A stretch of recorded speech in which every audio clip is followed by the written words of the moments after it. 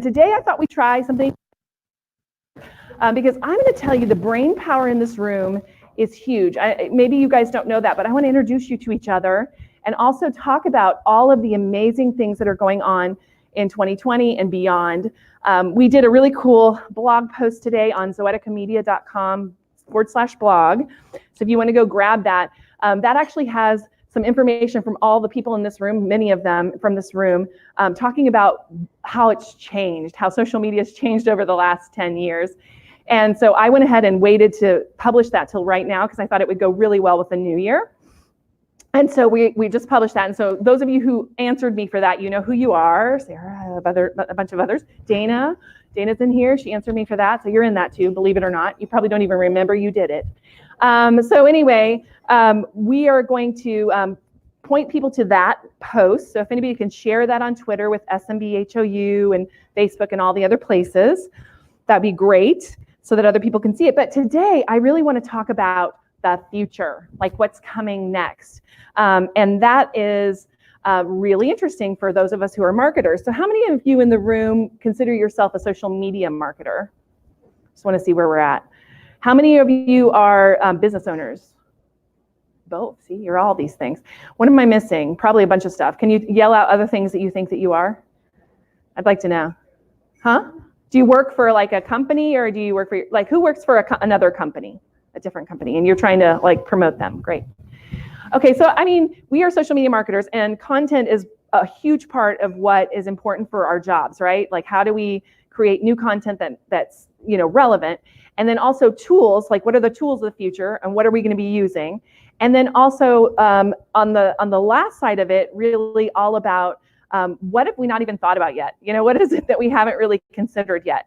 So did you hand out those papers? Okay, so there's a paper out there. Somebody hold one up. It says social media karaoke on it. So I want you to go ahead and start filling those out like right now, because I'm going to need them during this show.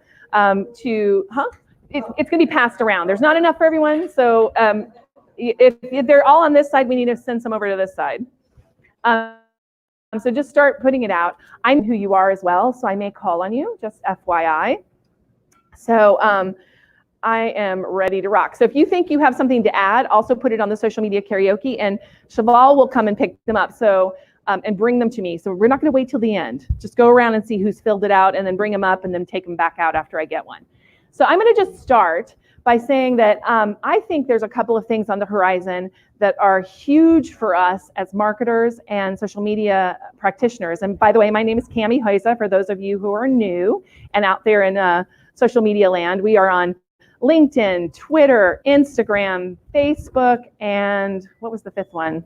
There's a fifth one that I don't remember right now. But anyway, YouTube. That's right. We're live on all the channels everywhere. So if you're tuning in and you don't know who I am, I'm Cami Huiza. I'm the founder of Social Media Breakfast of Houston, and we meet every month, and we have for the past 10 years. We've met to talk about social media and how it impacts social media marketing. So hopefully you'll join us again next month as well. But this is a slightly different format, so you're going to have to keep up with us. I also have a mic here. Mila Buckley's helping me today. She's the hangry woman everywhere. She's amazing. If you don't know who she is, go follow her. Especially on Instagram, she's like insane. So she talks about food and all kinds of really cool stuff, and she's helping me out today because Katie is out of town, so she's our Vanna White today. So she'll bring the mic around to all of you so that the people in social media land can hear you too and your questions and thoughts. So without further ado, I wanted to talk to you about the couple of things that I think are kind of coming up soon. So the first one is personalization. I think that personalization is going to be like a required part of our jobs. And right now it's hard because at scale, personalization is a lot of work. I don't know. I mean, if you have like a large list or of email prospects, you can definitely say at name now. Remember in the olden days, you couldn't even like put their name in there, but now you can put their name like even in the subject line. So you're going to need to start looking for tools and ideas that will help you with personalization.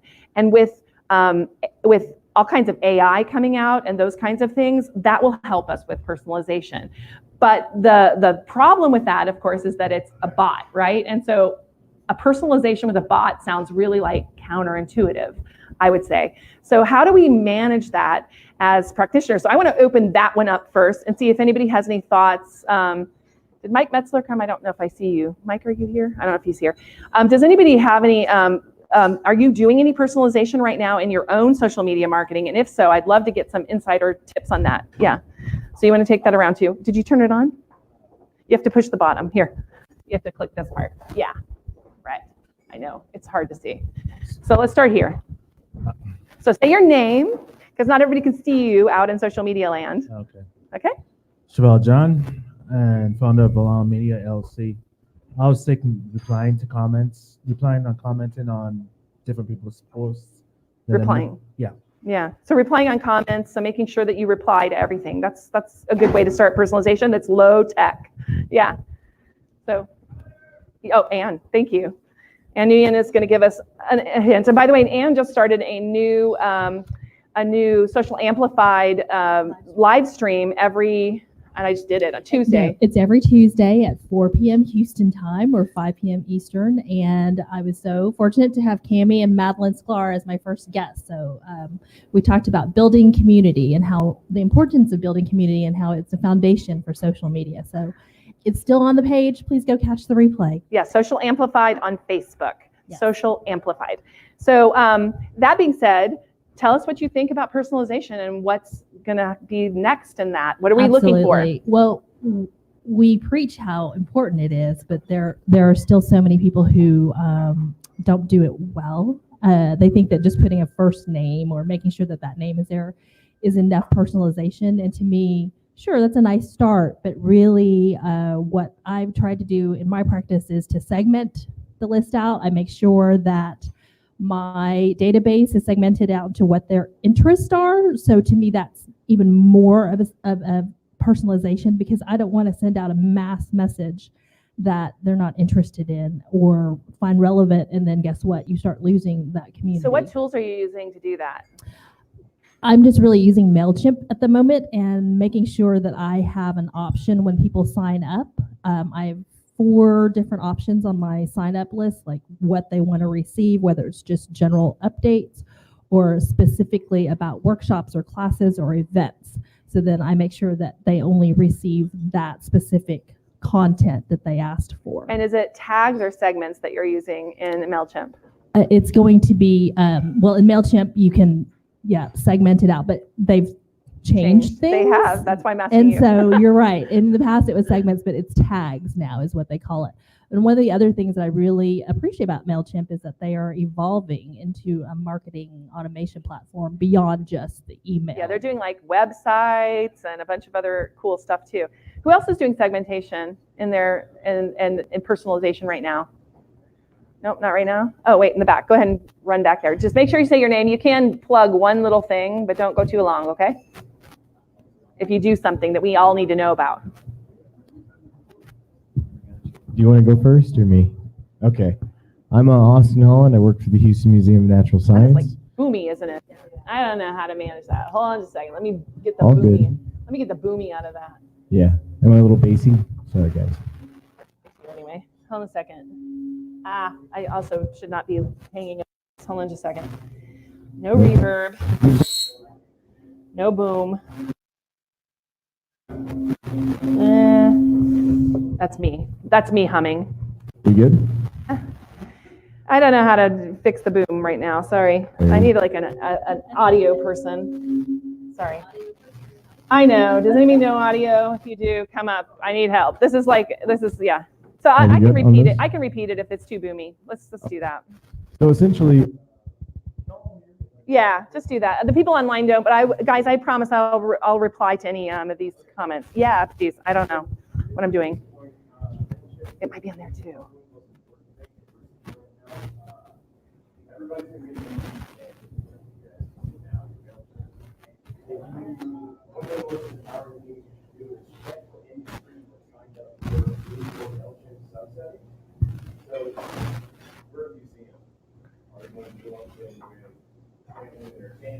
Yeah, you can't hear him, can you? Can you not hear him? Is that what you're saying?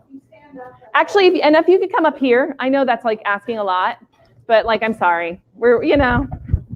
Plus then people will see you online. It'll be awesome. And I'll let you use my mic. until we figure it out.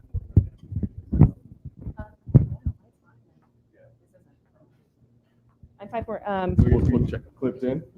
You can just hold on to it. Thank you so much. Okay. Just say your name. Sit. I'm Austin Holland, and I work for the Houston Museum of Natural Science. Yeah. You guys do a great job. Thank you so much. So personalization is probably the biggest thing we've learned this year, and that's going to be from our social media manager onto our MailChimp platform and onto more things like what we do with Google Index. You can actually control Google to be a more kind of knowledgeable tool about who's visiting. So everybody in here that touches SEO, everybody in here that touches ad campaigns, you know about remarketing tags, remarketing indexing, right? Well, not everybody does. So Sorry. So essentially, I'm a fan of guitars or something like that. I go onto Guitar Center during the holiday, and I get into this kind of remarketing loop. I get on a different website, but that website kind of carries something that's in my cookie chain, the little indicator of Austin, the Gmail person online. I mean, I'm going to see, House of Music or whatever is doing a sale. That's a remarketing tag. Something's been picked up with my data, right?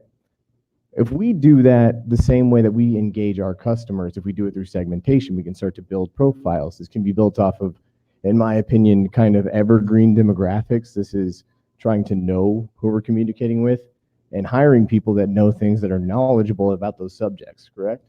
That's the biggest thing. It's like we don't have to try to keyword stuff. We don't have to try to fool anybody. We just hire people that know what they're talking about and actually kind of create content based on that, right? Yeah, awesome. Yeah, so remarketing is huge. If you, by the way, as new people come in, I know there's a couple, make sure you guys give them space, scooch over, invite them in. We're going to be kind of full today, I think, which is awesome. I love that. So I love what he just said about remarketing. So this shirt I'm wearing is like a good example of remarketing. I'm a musician also that's my fun thing to do. I play the violin and I sing for my church. And so I love going online and looking at different musical things. Well, I started getting remarketing for this shirt. And I got it through something called Mod Lily. It doesn't matter what it is, but, and by the way, they do a lot of asymmetric styles, Sarah. So Sarah is she's my dresser. She helped me learn how to dress better. Anyway, so now that I do that, Mod Lily is constantly retargeting me everywhere I go. There's these ads that pop up with these cute shirts that are like, buy me, buy me. And then every once in a while, they'll send me a coupon and 45% off. And it's all remarketing and targeting. So I'm sure all of you've seen that, right? Yeah. How many of you bought something that was remarketed to you?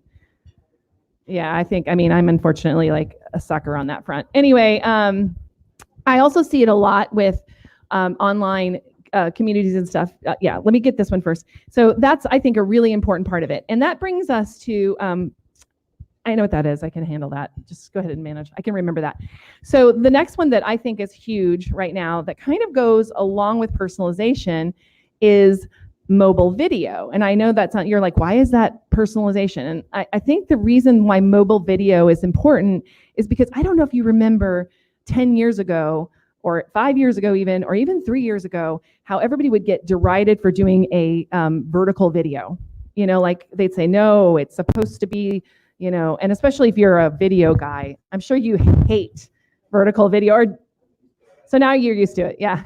Well, also, it's been, the platforms have now optimized for vertical video. So before it wasn't. So you'd see those big black spaces on each side and it was kind of annoying, right? But now even if you're watching on desktop, it kind of doesn't look as bad as it used to because they've optimized for vertical video. And that's just where we are at. So the question now is, how do you connect all of these things together? How do you do personalization and video? And so let me just kind of weave this for you. First of all, live video is huge because people like to know that they're being connected with, and you might actually want to sit down and see if there's any questions online too, but Mila's actually listening to you guys today. So on StreamYard, this has helped me to go live on 5 different platforms, well, 4 of the 5. Instagram is on my phone. But what's great about StreamYard is that it pulls all the comments from all the different platforms into StreamYard. So now I can have somebody sitting here responding to people and they can be a part of the live video. So there's ways for you to do live video that is very personalized across multiple platforms. That wasn't possible even a year ago. It just wasn't. So that's something that is changing really fast. So mobile video is huge, and personalized mobile video, if you can pull that off, that's even better. So Madeline, actually, my co-host of Communities That Convert, which is my podcast, she started a thing called Video Reply Day. I don't know, it's like 2 years ago now. I don't remember what it was, but the idea that you would just get on your camera and quickly reply to people on Twitter instead of writing back to them. So that's one way you can do it. Another one is there's a tool called Bomb. It's like a bomb, but no bombs. Okay. So don't I hope Facebook doesn't censor us. So I'm not going to say it again. But anyway, it is a really great tool because it does have a monthly cost, but you can jump on it and you can send people video emails directly to their email. And it puts a little GIF in the email that pulls them into the video. So they see it in their email a very different way. So there's a lot of ways to take video and use it for personalization. And if you're new to social media marketing for yourself, or you have a smaller email list, you're lucky because you can use this. Somebody the Houston Museum of Natural, you guys have too many people on your list. You can't do that, right? You can't send out personal emails to every human being. But maybe you can, because I hear people like Amy Porterfield, who does online courses Made Easy and some other things like that. She now DCA, Digital Course Academy, she changed it. But she's talking about using BombBomb to do one video and then put it in to talk to segments of her list. So that's interesting to me. So how can you segment your list and talk to those people? And when you do talk on video, using you and not hey, everyone, but saying, I hope that you understand, that I'm trying to help you here to understand how to use personalization and video together. That's different than saying, I hope all of you guys out there understand. You see what I'm saying? If people are listening to you on a video in their phone, it's much more intimate than even a computer screen, because if they're just watching you and you're looking at them face to face, even though they know you're not actually seeing them, that's a personalization piece. So I think that's really an interesting thing. And I have some questions which I'm excited about. But the third thing that I think is going to be really important in this year is what I call user-generated content. And we've talked about this for years, but I think this is becoming more and more important. And as it relates to influencers, which we're going to kind of talk about here in a minute, because there was a question about it. And Mila, you're going to be on deck. I hate to tell you, because you're my influencer expert in the room. Along with, from my side, from the corporate side. But user-generated content is going to be the place that people feel more confident about that it's true. So if you see your friend Anne's post about something, and I know her, I actually know her personally, I'm going to be much more persuaded by that than I would be from somebody who's just a really great influencer, like Kim Kardashian or something like that. Not that she's a great one, but anyway, she is one. So the point is, I'm not going to take her word like I take Anne's word. I'm going to be much more skeptical about Kim Kardashian's word, because I'm she probably got paid for that, and there's some interesting things around that. So I also think micro influencers are going to be a huge part of what we're going to be looking for in the new millennial, or what do you want to call it? Because we are going to have to really find those voices that actually are authentic. I guess that's the best way to put it. Too much fake news, too much stuff like that is out there right now, as far as the conversation that people just don't trust anymore. So they're looking for people to trust. So we need to be those people that they trust, and we need to do it by being honest brokers of information. I don't know how else to say it except for you need to create communities. And of course, I'm very passionate about that. Obviously, I have a podcast of that name. I have this community that I've created. I've created communities for huge brands. So to me, that's really that community relations part of it is so important. So that brings me to influencers. And the first question is, I'm going to read it verbatim. How do we manage influencers as they become more and more expensive, as it is now $1 billion industry? And that's Andy Pondillo. Dio. Do you say Dio or Dillo? Dillo? Okay. Pondillo. So that's a really good question. And I'm going to bring Mila up to talk to us about that. Come on, Mila. I'm gonna use the mic. I don't know. Test it out. Does it work? Does it work? Can you hear it? Okay, awesome. So This is really tall for me, so I'm just gonna stand. You can stand. So I kind of have an interesting duality when it comes to influencers in that I am one, and I also work with influencers on campaigns. And so on one hand, as an influencer, thinking about, and I also, to be fair, I hate the word influencer. You're just like a regular person who has a good audience, has built trust with their audience, and can share things that people appreciate and give people good content. So saying the word influencer kind of bugs me, but Yeah. I'm saying it in the context of this.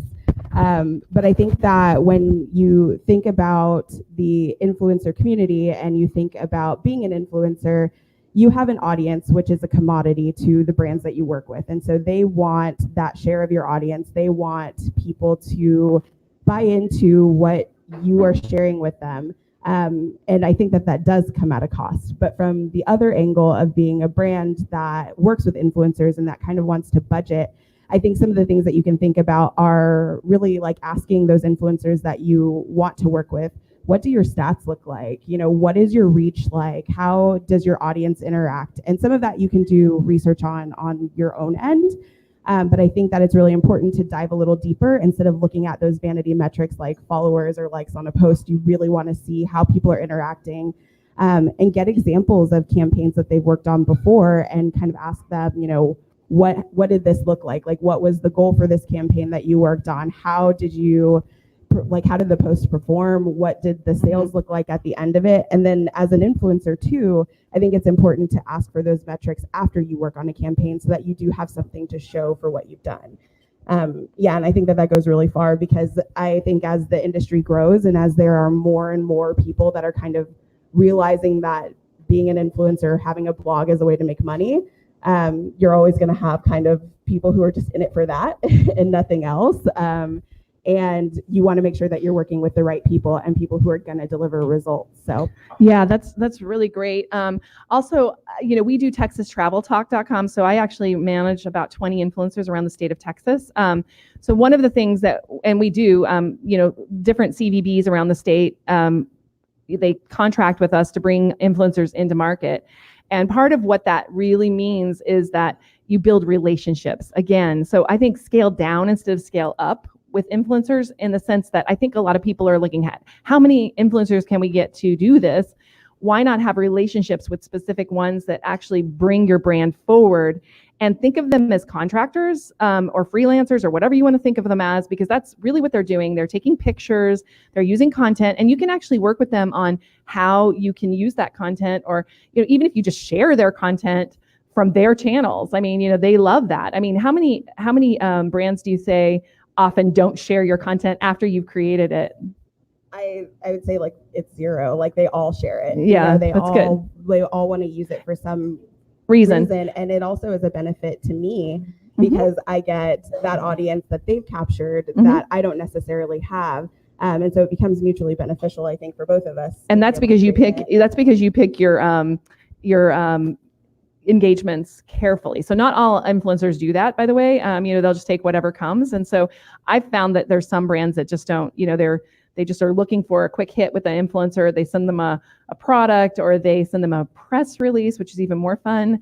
And they might even say, hey, you know, how much would it cost to get this link on your website? That's very common. So I would say you guys are like, I'm preaching to the choir, because if you're here, that means you're probably not one of those. So you guys are awesome. But the idea is to really create a community or a relationship with those influencers, and that's the key.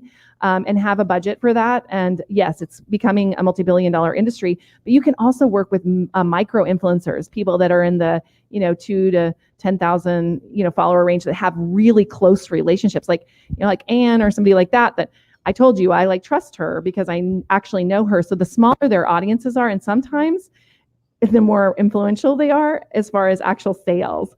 I'll give you an example, and I don't, again, I don't consider myself, I'm not for sale as an influencer, but yesterday I put up a post on my personal page on Facebook about, what did you want to be when you grew up and what are you now? And it was really exciting because I saw it in a group that I was in. I'm in a women's financial literacy group. And I just gave her credit. Like I said, she had this really cool idea, and I thought it would be fun to ask my friends and family and followers. And I got some really great response. But then she popped in and she goes, oh my gosh, a bunch of people just joined my group. Because I said, you should join this group if you have a business and you're a woman and you want to have better financial literacy. Well, she popped over almost immediately to my stream and said, oh my gosh, so many people just joined the group mentioning you. I was like, okay, cool. So, I mean, that's just people that trust you because they know you. So I think sometimes you have to think small. Does that make sense? And I think to chime in there too, there was a news article a few months ago about an influencer. She was on Instagram. She had like over 1 million followers, and a brand approached her and said, we want you to sell these t-shirts. And so she said, okay, I'll do it. And with 1 million followers, she sold 0 t-shirts. So it's kind of like the cautionary tale, and like the bigger the influencer, sometimes doesn't mean that they are relevant. Yeah, and it's really important to kind of look at that and to make sure that whoever you're working with matches what your values look like, and that they're actually going to deliver results and they can prove that they can. Right. And actually, I've been listening to your podcast. I'm one of the 30 people you say that listens to your podcast. She's got a new podcast with Katie, who does usually is here. And perfect timing.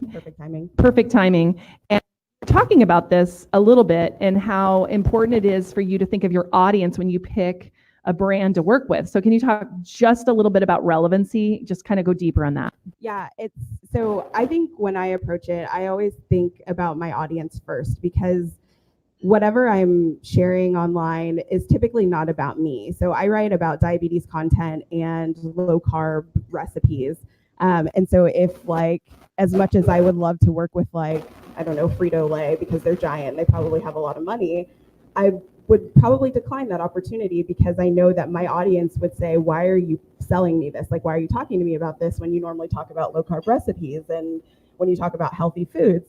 So I think that it's really important on the influencer side and also on the brand side too, that when you're approaching or you're pitching something, that it fits with the audience, because that's just going to get you better results at the end of the day. Absolutely. You want to have that relevance. And as an influencer, you want people to trust you too. Like if I went and posted I post like crazy foods all the time that I eat in Houston, and it's kind of like the one snapshot of like, this is my cheat meal. But like if I did that every single day, people would be like, I'm going to discredit everything that you say, because you're totally showing something different than what you preach. And audiences pick up on that. Like people pick up on that really quickly. And so it's really important to make sure that you have those values aligned. And that you're choosing the right things and you're doing what's relevant to your audience so that you don't lose them. Awesome. Thank you. So does that answer the question, Andy, to a certain degree? Great. Awesome. So going back to Austin, there was a follow-up question for you. You're going to have to come back up, because, you're like, I'm going to have to pay him for like he goes back up. He's way in the back, guys, that are out there.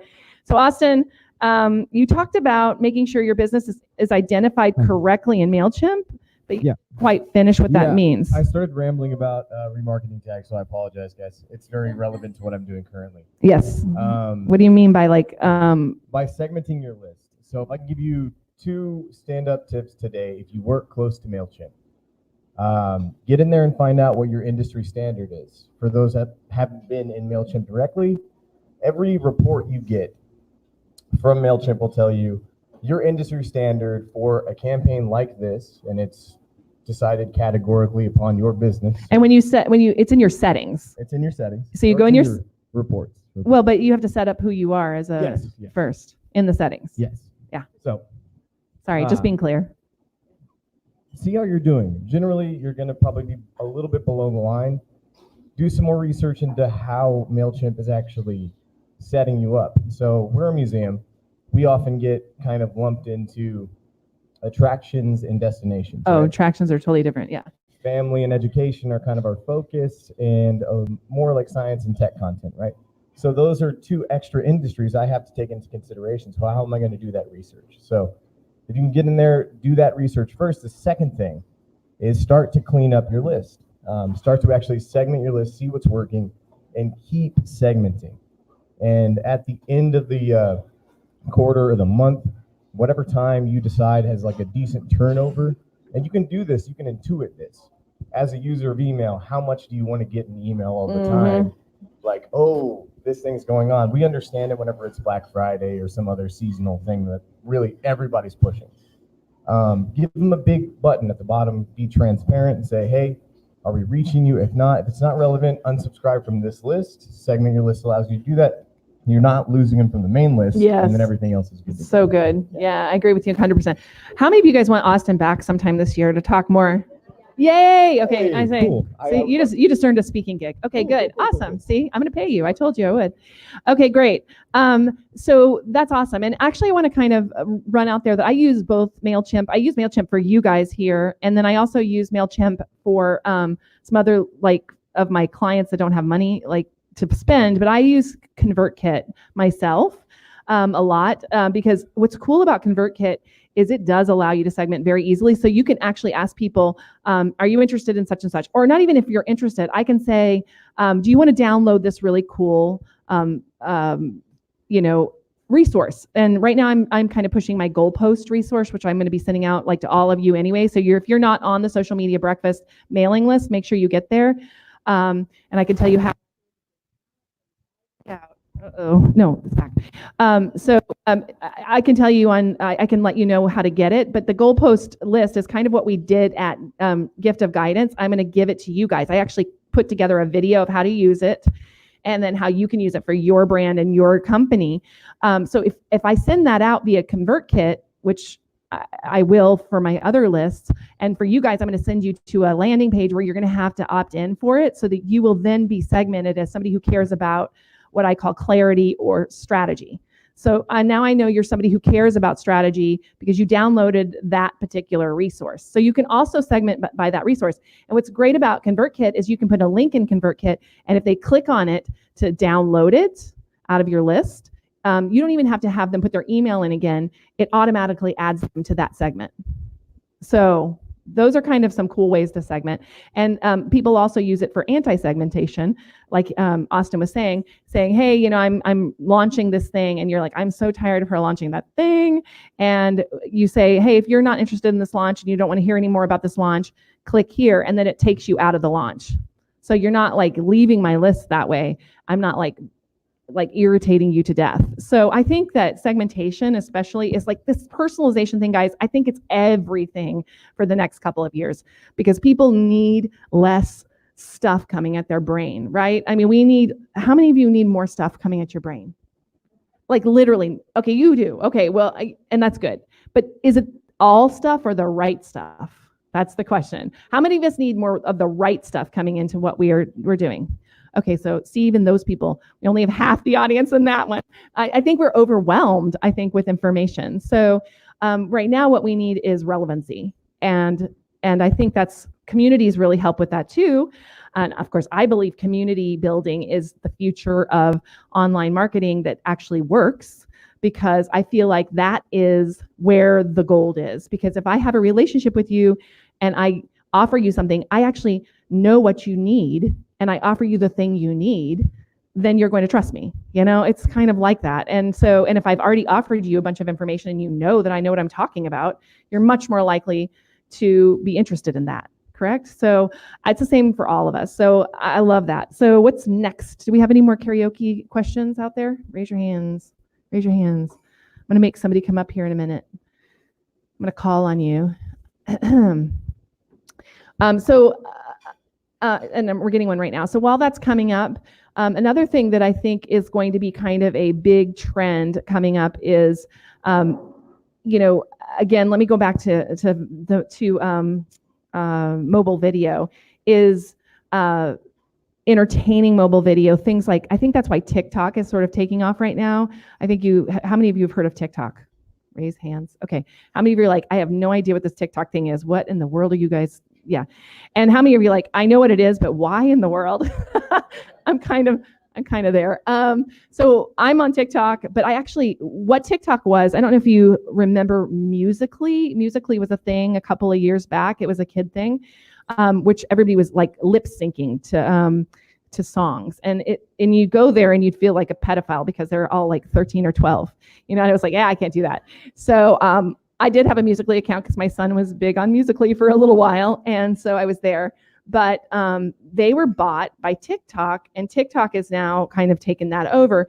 And that is moving from just being lip syncing to like overdubbing of musical things and talking about things. So Jose Pena is going to come next month and talk about TikTok for you guys. So I'm going to demystify TikTok for all of us.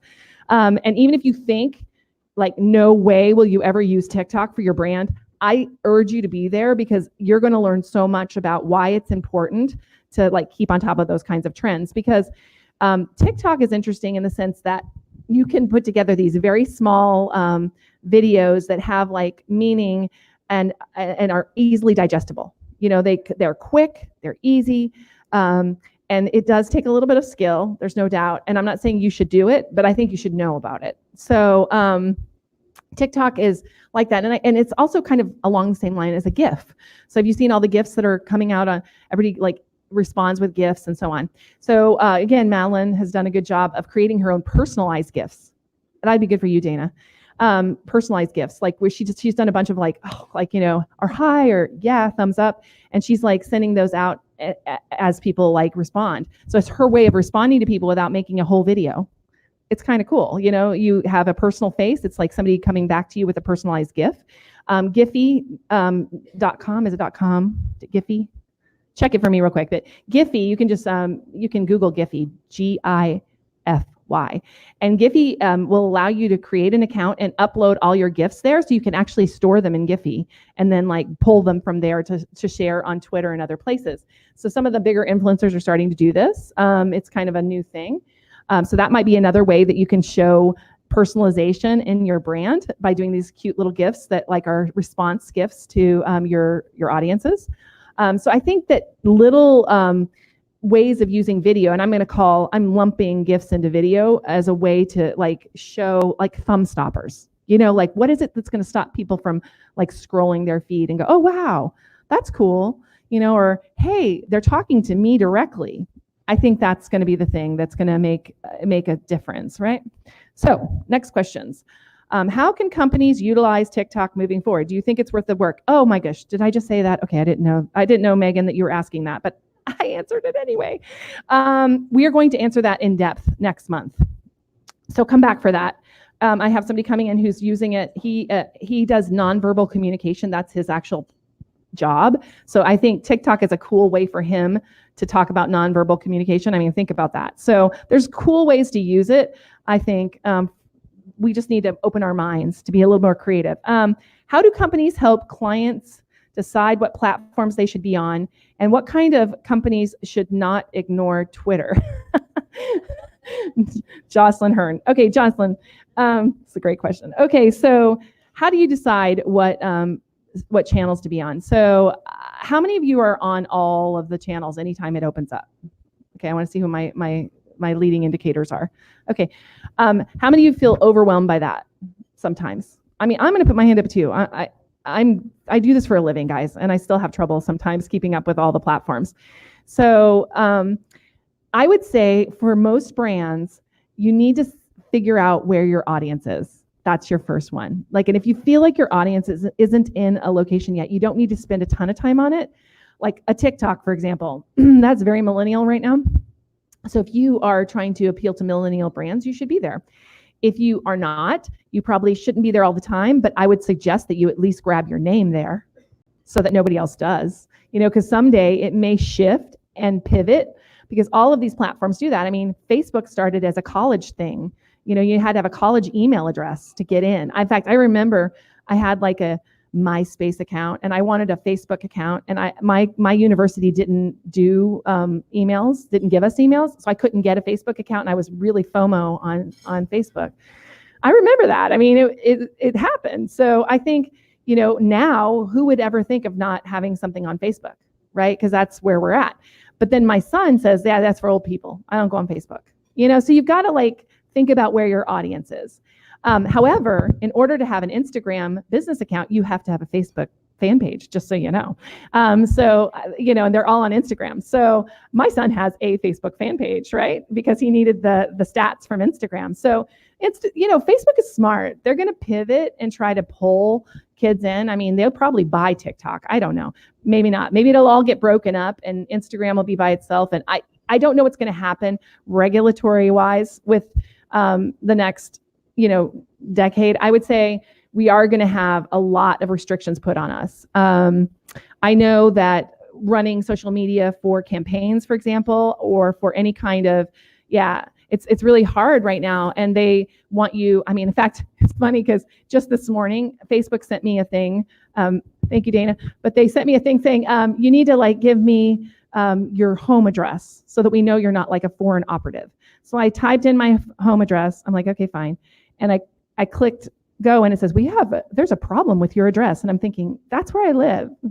Jump on Google Earth, you'll see it. But for whatever reason, it won't take my address. So I'm going to have to figure out how to manage.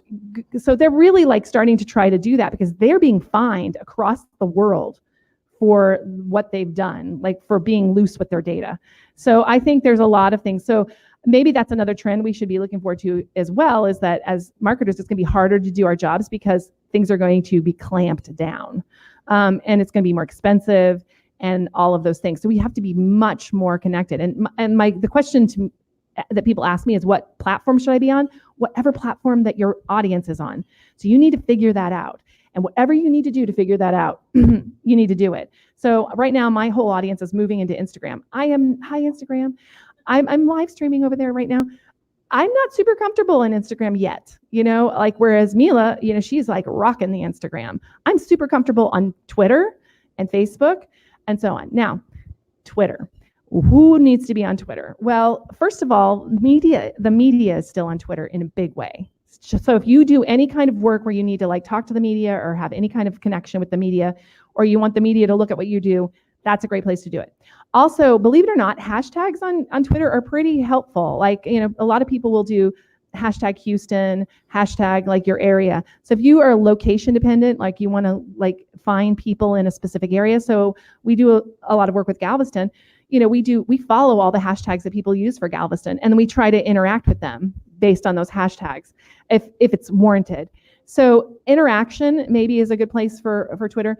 Also, if you are a social media marketer, there are some amazing Twitter chats out there. So if you are feeling lonely on Twitter, nobody hears me, Madeline Sklar has one on Thursdays at noon, our time, and there are I don't know, how many did she say she had? 3 billion views at this point, or 2 billion? No, sorry, 9 billion impressions since she started running that a couple years ago.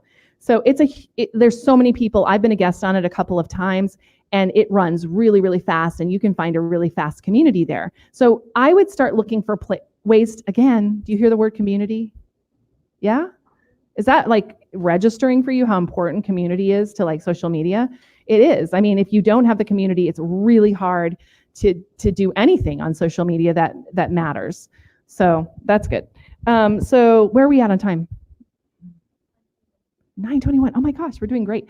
So I have time for a couple more ideas or questions or thoughts. Do we have questions or what's up for the new millennial? Come on.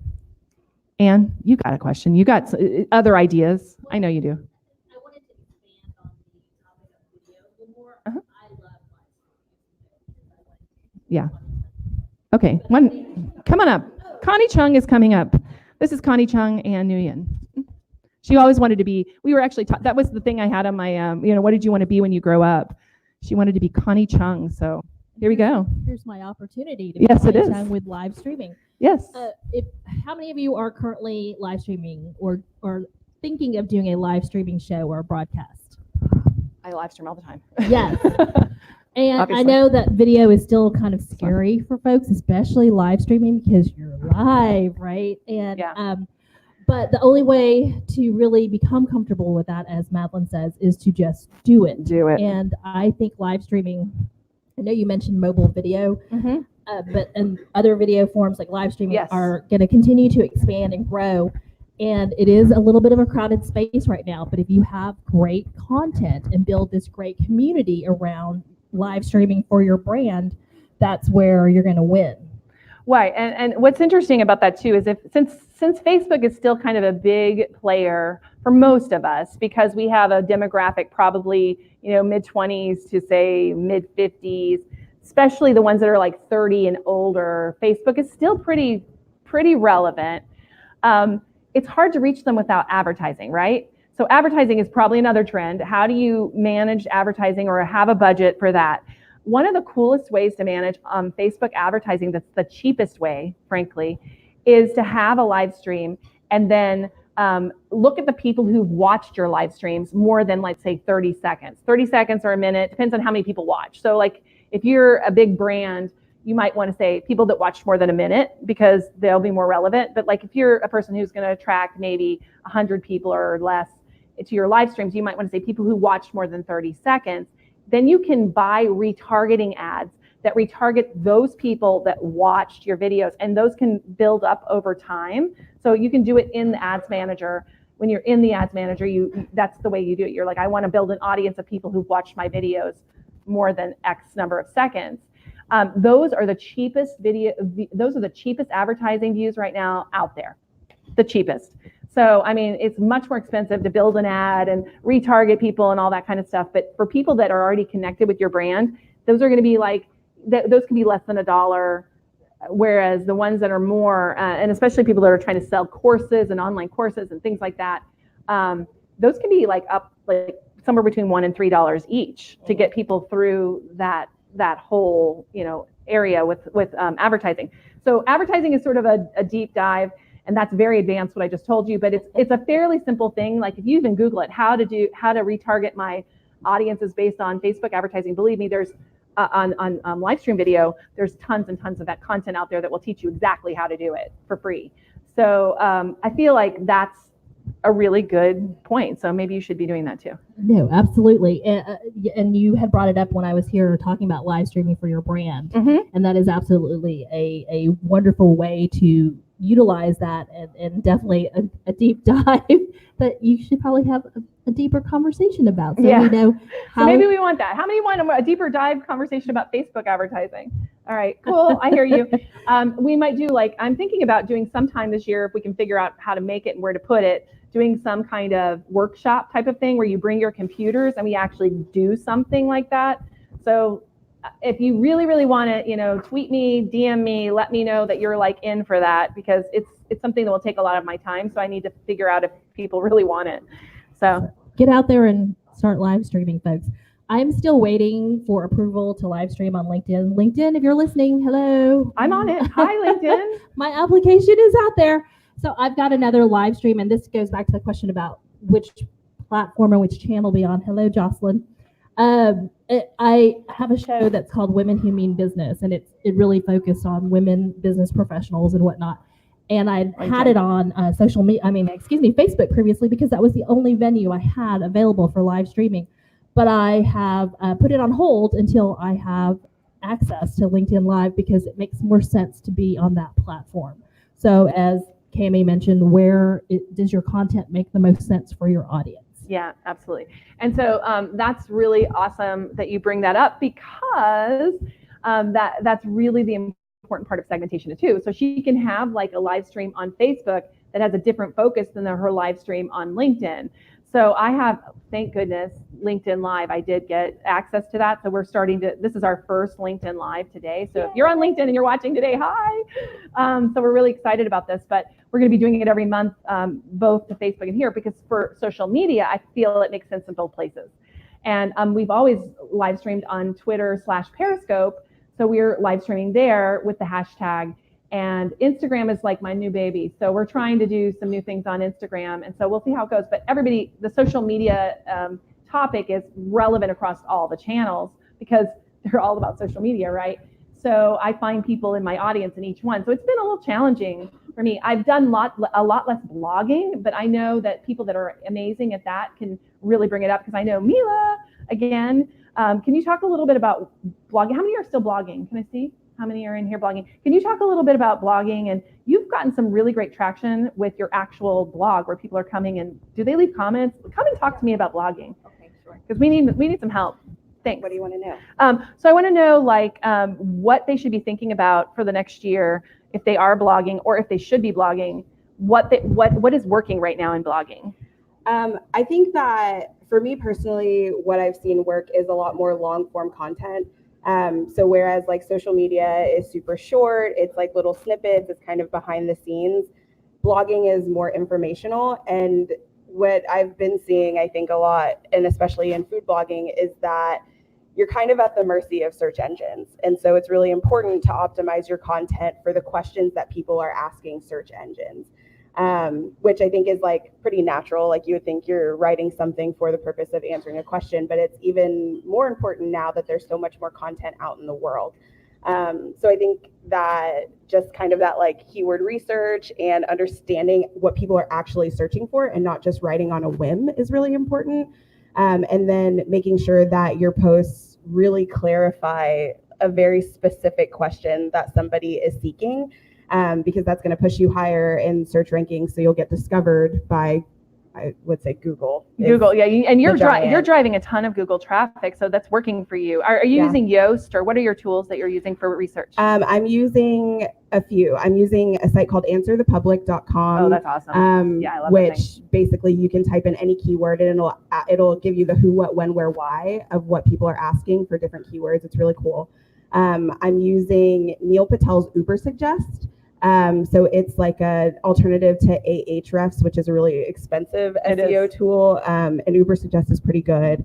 You can type in a query, you can see how many people are searching for a specific keyword. You can see what websites are already ranking for that keyword, how many social shares they get from that keyword. And it's estimates, but it gives you a pretty close idea of the real world data, which is pretty interesting. That one's Uber Suggest. And you can put all that in your, if you can type it into the comments too. Yeah. For this. But yeah, so Uber Suggest, and there's some other cool things too. So just, if you want to go really cheap, start typing in your keyword just in Google and it'll autocomplete. You know that autocomplete that it does? That's telling you lots of people are searching for that particular topic. Also, it's awesome in YouTube. So the auto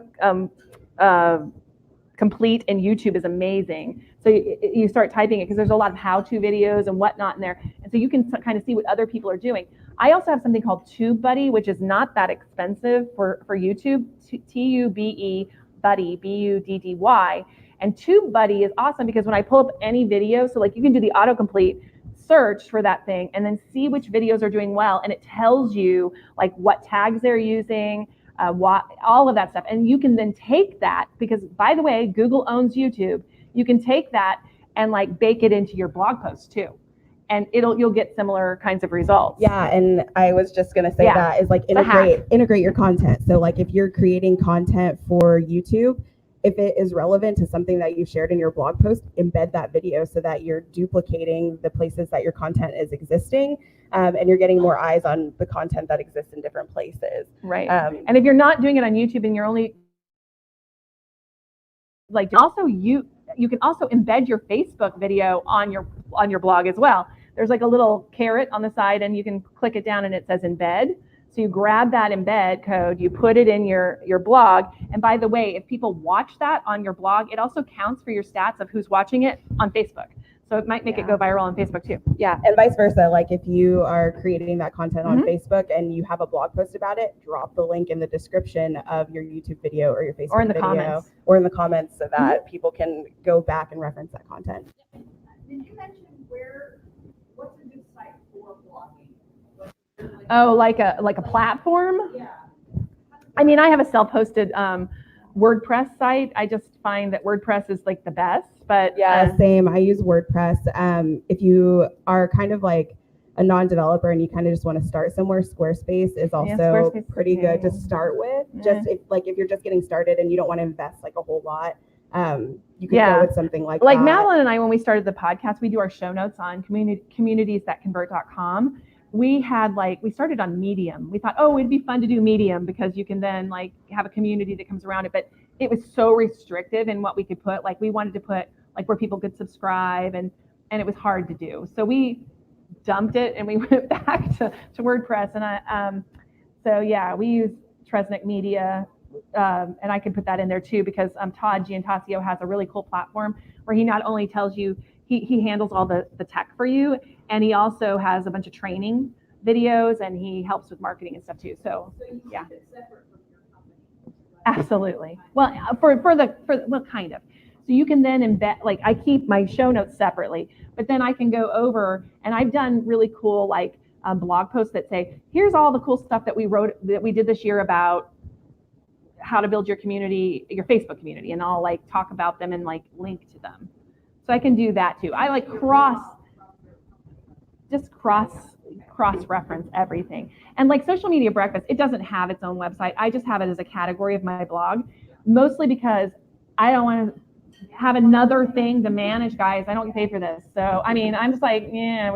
So I have like a SMBHOU tag on my blog, and then it's got a landing page, because what's cool about WordPress is it allows you in your categories to write a few things above that category. So speaking of categories, that's actually probably the biggest thing that you can do to like segment in your blog. Remember we talked about personalization and segmenting, is to have categories, and you can make those be the same kind of categories that you have in your email, and you're driving people to those type of blog posts. 6-month content planner that I put together for this Smart Social Secrets launch that I'm about to do. And I'll send that out to you guys too, to let you know. But you can download it, and it's like a really cool guide, I guess, to teach you how to do those categories and segmentations. And then it's also a content calendar. It's how we completely do communities that convert. And I create 6 months of content ideas like in 2 hours every 6 months or so with Madeline. Yeah. At a point about, I knew Yeah. you were after this platform. Yeah. Third-party platforms like Blogspot, Blogger. While those are really easy to start on, it is still rent and claim. Yeah. Oh, it's bad. There was a writer, and I talked to her about the writing. She had years of content on Blogspot, I believe it was, and lost it because somebody had reported her stuff, whatever it may be. So make sure if you start there, you eventually move everything over to your own digital property. Awesome. I think we're out of time. Is there one more question? I'm going to probably make that the last one though. Yeah. Come on up. Yeah, absolutely. Oh, come be famous. Tell me your name first, because famous people need to talk. Oh, and drop the mic. Don't, Okay. mic So, drop. Yeah, mic drop. I like to protect my To voice. be as well. famous, you have to be like that. Okay, all right. Sorry. So, good morning, Jim Kim, church volunteer, entrepreneur, political activist. So, my question is, I have trouble using all the platforms because there's so many. Yeah. no. So, I mean, my main focus is Facebook because that's the predominantly used one at the moment. That's why when you had asked me if I use LinkedIn, I said, well, I have an account, but I'm not really that active on it. So my question to you is, do you think we'll get to a point where we will need to leverage social media consultants that are doing that full time? As I said, for me personally, it's not reasonable for me to do all that, like 6 or 7 different platforms. It's really difficult. So Well, as a social media consultant, I'd say yes. I'm kidding. No, I mean, the real truth is it depends, because honestly, people want to hear from you and your voice. So if you can't manage more than one, stick with your one. But if you're like, for LinkedIn, if you're looking for job opportunities and ways to like build that thought leadership, maybe you should be on LinkedIn. But if all you want to do is build like your personal brand, maybe Facebook is enough for now. But keeping your eye on the other ones are important. But just outsourcing your voice to someone else, you're going to still have to have some play in it in order for it to work. You know what I'm saying? So, I mean, there's a lot of people, like executives, that they sit down with their team and you can batch produce things. You know, you can sit in front of an executive and get a bunch of videos and then like drip them out. But it is so much more effective when that person is right there with you. Do you know what I'm saying? Talking. Feel like you're checked out. Believe me, they'll check out from you immediately. And it happens to all of us. I mean, you know, we get dark on a platform for a little while and we come back to it and they're like, everybody's like, who are you? I don't know you. So, I mean, we have to work on that. I would say just stick to what you can do. Yeah. So I'm really good with that. I mean, you do not have to do all the things unless you have to, because it's part of what your brand is. So like if you have a big brand like the museum or something like that, they probably need to be in more places than say, you know, you, the personal brand. Right. So my next question is, what is your opinion about adding people you don't know? I personally try to stay away from doing that. I call that a cold ad. As a lot of my friends do that, but like I said, I only add usually somebody that has added me if I've at least met them face to face one time. So what is your advice on that? Well, who you are. So, Okay. and what you're doing with your platform. Again, for social media breakfast, for example, if you try to add me as a friend, I'm likely to add you if it looks like you came from Houston. I'm just going to be honest, because then I can connect with you, and I can actually also send you an invitation to social media breakfast meetings if you are my friend. Whereas I can't otherwise, unless I like buy you, which I'm, if you already know who I am, I want to make sure. So for me, you're an automatic ad. Because of that, I don't share pictures of my children. I don't talk about my personal life very much. I could make a group and just show it to my family, but I don't, because it's just too much work. So instead, we just do like, messenger threads or back end, Instagram. But other people feel like, oh, I don't care. I'm going to open it up, and my sister-in-law has a baby channel like on Instagram, and everything baby, and she, it's not a closed channel per se. So I don't know. I think it depends on like what you're trying to accomplish. So if you just want to have friendships and you want to grow your community, that might be a good way to go. But if you're trying to do a bigger reach, I have friends all over the world. Yeah, so I don't add everybody either. If I like look at them and I'm like, I don't really know this person. They don't belong to anybody that I know. There's a bunch of people in my queue, and if you're one of those people, just send me a message and I will add you. Yes. I did have something to add to that. Yeah, Dana. Dana, I'm Okay, going to bring sure. it. Your turn. Could you take it to Dana? Oh, sure. You could be my helper. Or come on up. Come here. Plus, we Guys get. contestant on The Price is Right. Come on up. Oh, I started with a new trainer. life goes on. Sorry, Instagram. It's gone. Maybe they only go for so long. I Yeah. just caught the words where he said political activist. Okay, that's you, ma'am. Yeah. Come yeah, here. Well, Come on up. you know, This is I pose nude. I'm Dana. My name is Dana Steele. It's Oh, nice to meet you, native Houstonian. I pose nude and pregnant for the cover of a Houston magazine, so I accept everybody. You did. But I also spent the last couple of years running for Congress, and that changed a lot of things too. But I accept everyone. Where did you go? I was answering. But you said the words political activist. So it just depends. What are you going to be posting? And as she said, what is the audience you want? I've gone back. I mean, during the campaign, you have to accept everyone until they just get to the point, they're trolling you. But I still, to this point, pretty much having been on the radio and been a candidate and been in business, and now I do Your Daily Success Tip, which I want everybody in the world to sign let's up talk about for. that. Tell them how to do that so that they can. yourdailysuccesstip.com. That's easy. It's Monday through Friday, a very simple, relevant, tiny tip. Today's tip was, when you buy somebody a gift card, are you buying it for them or you? Oh, there's a very lot of good. people that can't afford to drive to Starbucks. So Yes. don't buy them a Starbucks card. Buy them a gas card or a grocery card.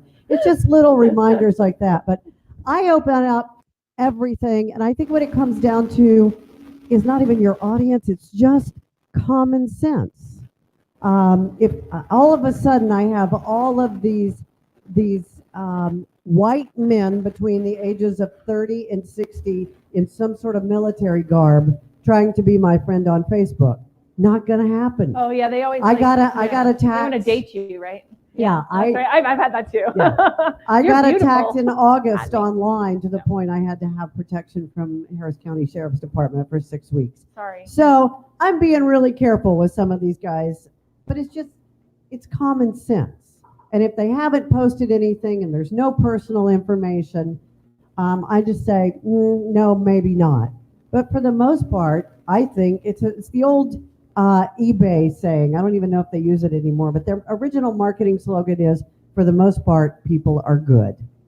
Yeah, So for the most I part. just accept Yeah. people until they unleash the Russian bots on me, and then I block them. We've had that for BHOU, for social media breakfast. That's our hashtag SMBHOU. We've had the Russian bots, and we've also had militants and stuff like that. I'll just say I posted something that was rather pissy and much more political No, than you I've posted No. in a long time. It was just a false equivalency, which just went over the heads of a lot of people in August. Never post something pissy during a congressional recess, because the AOC is not available to pick on or whatever. And I posted it. I shut everything down. I went to bed, and the next morning it had been shared 1.2 million times. And I know people were like, you broke the internet. And so it was an interesting 6 weeks, but just be careful. But common sense. But if you do want to grow your network, you're going to have to let strangers in. And, you know, strangers have been a part of my network since I was 17 years old and started on the radio. And for the most part, it's worked out okay. So Yeah.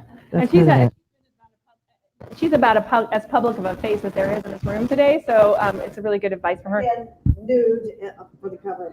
Yeah, and that was in the 90s, right? Or 80s? No. 90. January 1st, 1996. 96, so not exactly this decade, right? So anyway, but you know, it's good. So she also, Dana also brought 4 of her books with her. And since we're kind of closing down today, the 4 of you that spoke up here, you get one of my books. Yes. So those of you who are brave, come on up. I think there was only 4, right? Austin. Who else was here? Austin. Yeah. Who else talked? Anne and Mila. Yeah. So you guys come pick a book. So anyway, that's all for now. Next month we are going to have TikTok here. Woohoo! We're going to talk about it.